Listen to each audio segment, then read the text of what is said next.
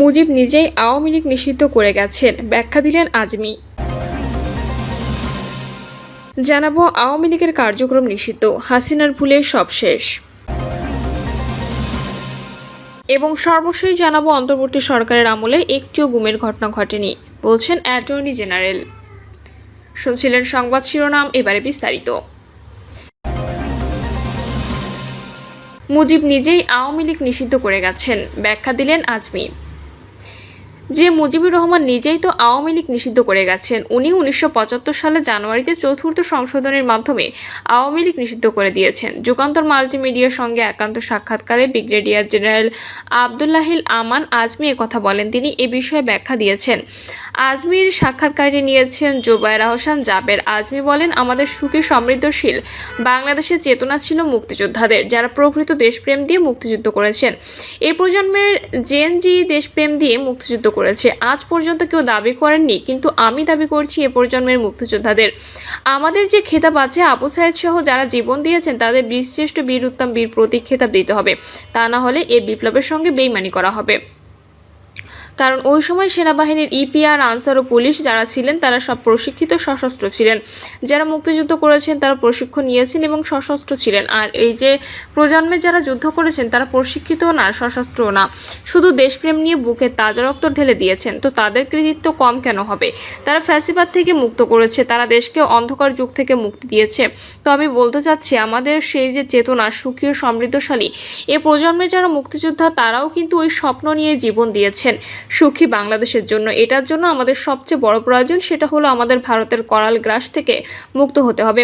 ভারতের হাত থেকে মুক্ত হতে হলে আমাদের এই আওয়ামী ফ্যাসিবাদের হাত থেকে মুক্ত হতে হবে। যারা তাদের পুনর্বাসনের চিন্তা করে তারা দেশের শত্রু। ছাত্রলীগ যদি নিষিদ্ধ হয়ে থাকে, আওয়ামী লীগ কেন নিষিদ্ধ হবে না? বৃক্ষ তোমার নাম কি, ফলে পরিচয়। ছাত্রলীগ তো আওয়ামী লীগের ফল, ছাত্রলীগ তো আর বড় ফ্যাসিস্ট। তিনি বলেন, এদের তো নিষিদ্ধ করার কোনো বিকল্প নেই। তারা যখনই ক্ষমতায় থেকেছে যা ইচ্ছা তাই করেছে। বেশি দূরে যেতে হবে না, আপনি 2009 থেকে 24 পর্যন্ত দেখেন তারা কি না করেছে। তারা হাজার হাজার কোটি টাকা লুটপাট করেছে। সোহেল তাজ একটা সাক্ষাৎকারে বলেছেন, সাবেক পলাতক প্রধানমন্ত্রী বলেছেন, তোমরা যে যত পারো খাও। আব্বা এই সময় বলেছিলেন, মানুষের জিহ্বাটা হলো বড় দুশমন। এই সাবেক প্রধানমন্ত্রীর জিহ্বাটা তার সবচেয়ে বড় দুশমন। সে তার সবচেয়ে বড় ক্ষতি করেছে। সমস্ত বিশ্বে যখনই একটা নির্বাচন হয়, যে দল জিতে বিরোধী দল যারা হয়, 24 ঘন্টার মধ্যে বিরোধী নেতা বিবৃতি দেন, আমরা অভিনন্দন জানাই এবং সর্বত্র সহযোগিতা করব।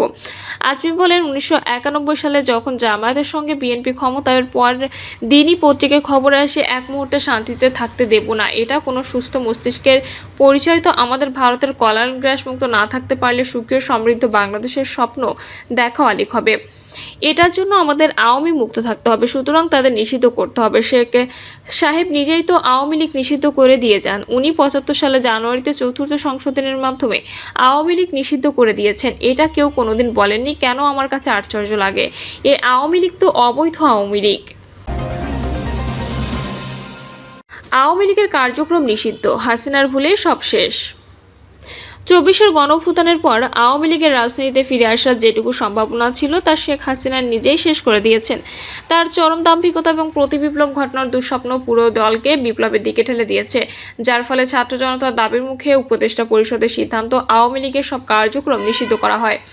এখন দলের নিবন্ধন বাতিল করার প্রক্রিয়া শুরু করেছে। যুগান্তরকে এমনটি জানিয়েছেন কয়েকজন জ্যেষ্ঠ রাজনীতি ও রাজনৈতিক বিশ্লেষক। তারা বলেন, গণঅভ্যুত্থানের মুখে 5ই আগস্ট জীবন দিয়ে ভারতে পালিয়ে যাওয়ার সুযোগ পেলেও দেশে রেখে যাওয়া দল এবং দলের নেতাকর্মীদের বাঁচাতে কার্যকর কোনো পদক্ষেপ নিতে পারেননি শেখ হাসিনা।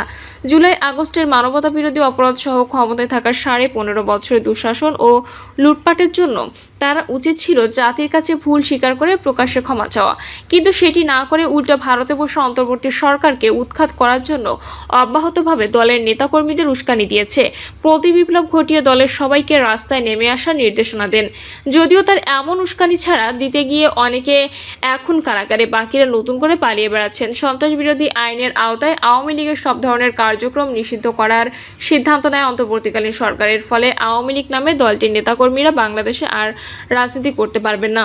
শুধু তাই নয়, আন্তর্জাতিক অপরাধ ট্রাইব্যুনালের আইনে দলটির বিচার হবে। এই বিচারের আগ পর্যন্ত আওয়ামী লীগ এবং তাদের অঙ্গ ও সহযোগী সংগঠনের সব ধরনের কার্যক্রম নিষিদ্ধ থাকবে। ওই দিন একই সঙ্গে আন্তর্জাতিক অপরাধ ট্রাইব্যুনাল আইন সংশোধন করে অধ্যাদেশ জারি করে অন্তর্বর্তী সরকার। এতে কোনো রাজনৈতিক দল তার অঙ্গ সংগঠন বা সমর্থক গোষ্ঠীকে শাস্তি দিতে পারবেন ট্রাইব্যুনাল। এর আগে অন্তর্বর্তী সরকারের উপদেষ্টা পরিষদের বিশেষ সভায় আন্তর্জাতিক অপরাধ ট্রাইব্যুনাল আইনের সংশোধন প্রস্তাবে অনুমোদন দেওয়া হয়। গণফোরামের প্রতিষ্ঠাতা সভাপতি, বিশিষ্ট আইনজীবী ও সংবিধানের অন্যতম প্রণেতা ডক্টর কামাল হোসেন এ প্রসঙ্গে বলেন, শেখ হাসিনা আওয়ামী লীগ পরিবারতন্ত্র প্রতিষ্ঠা করেছিলেন। তিনি দলের ভেতরে এবং দেশ চালাতে গিয়ে ক্রমেই একনায়ক হয়ে উঠেছিলেন, যে কারণে ছাত্র জনতার আন্দোলনের মুখে তাকে দেশ ছেড়ে পালিয়ে যেতে হয়েছে। প্রবীণ এই আইনজীবী আরো বলেন, এত বড় একটি ঘটনার পরও শেখ হাসিনার মধ্যে কোনো অনুশোচনা নেই, বরং তিনি নিরাপদে থেকেই দেশের ভেতরে থাকা সাধারণ নেতাকর্মীদের অব্যাহতভাবে উস্কে দিচ্ছেন, দেশে অস্থিতিশীল পরিস্থিতি তৈরির অপচেষ্টা করে যাচ্ছেন। শেখ হাসিনার এসব অপরাধের দায়ভার এখন আওয়ামী লীগকে বহন করতে হচ্ছে, যা সত্যি দুঃখজনক। জানতে চাইলে এ প্রসঙ্গে বর্ষিয়ান রাজনীতিক ও জাতীয় সমাজতান্ত্রিক দলের জেএসডি সভাপতি আসামা আব্দুর রব বলেন, গণহত্যার বিচার সম্পন্ন হওয়ার মধ্য দিয়ে আওয়ামী লীগের রাজনৈতিক ভবিষ্যতের গতিপথ নির্ধারিত হবে।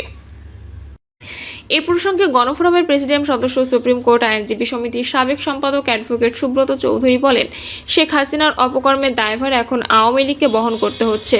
তিনি ভারতে পালিয়ে গেছেন, সেখানে আওয়ামী আরাম আয়েশে জীবনযাপন করছেন, আর দেশের ভেতরে থাকা দলটির নেতাকর্মীদের নানা দিক নির্দেশনা দিয়ে পরিস্থিতি আরো উত্তপ্ত করে তুলেছেন। শেখ হাসিনার উচিত ছিল নিজের অপকর্মের জন্য, বিশেষ করে ক্ষমতায় থেকে যে অন্যায় ও অবিচার করেছেন এর জন্য প্রকাশ্যে দেশবাসীর কাছে ক্ষমা প্রার্থনা করা, কিন্তু তা না করে উল্টো তিনি প্রতিবিপ্লব করে অন্তর্বর্তীকালীন সরকারকে উচ্ছেদের পণ করেছেন।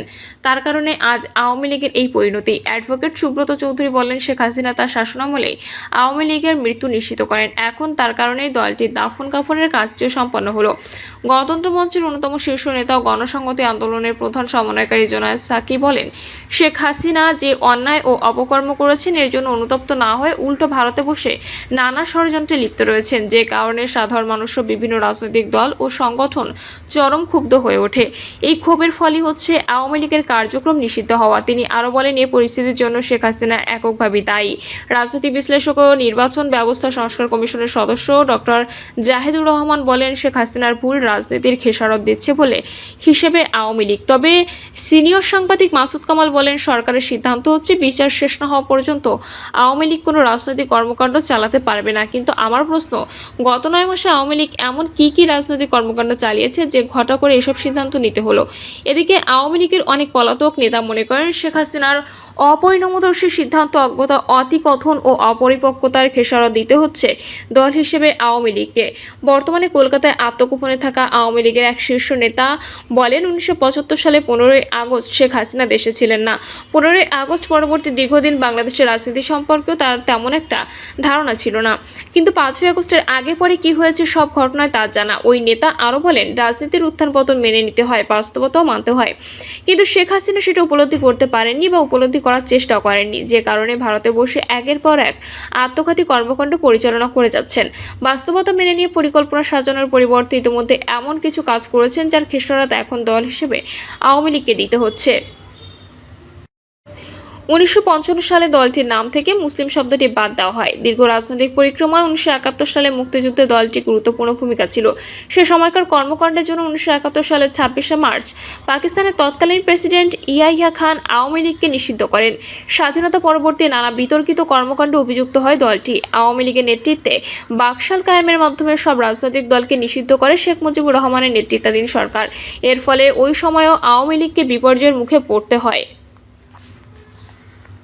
প্রিয় দর্শক, এই ছিল এখনকার সর্বশেষ সংবাদ। আপডেট সব সংবাদ পেতে চ্যানেলটি সাবস্ক্রাইব করে বেল আইকনটি ক্লিক করে রাখুন।